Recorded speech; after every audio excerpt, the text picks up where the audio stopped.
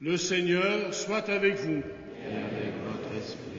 Évangile de Jésus-Christ selon saint Jean. Gloire à toi, Seigneur.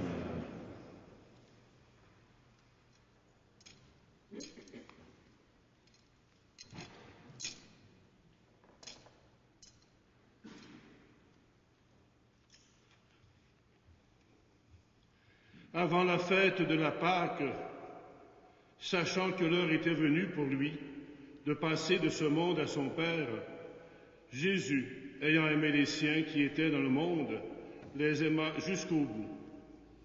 Au cours du repas, alors que le démon a déjà inspiré à Judas Iscariote, fils de Simon, l'intention de le livrer, Jésus, sachant que le Père a tout remis entre ses mains, qu'il est venu de Dieu et qu'il retourne à Dieu, se lève de table, quitte son vêtement et prend un linge qu'il se noue à la ceinture, puis il verse de l'eau dans un bassin. Il se met à laver les pieds des disciples et à les essuyer avec le linge qu'il avait à la ceinture.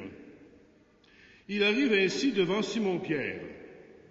Et Pierre lui dit, « Toi, Seigneur, tu veux me laver les pieds ?»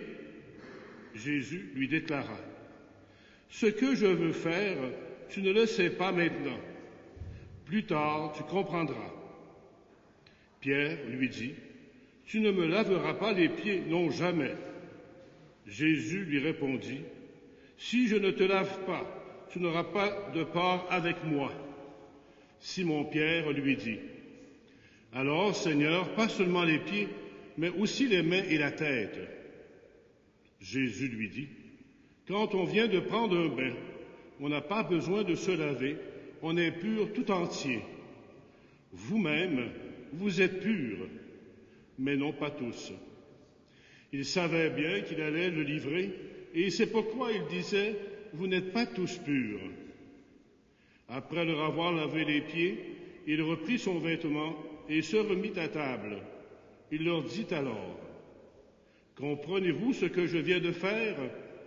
Vous m'appelez Maître et Seigneur, et vous avez raison, car vraiment je le suis.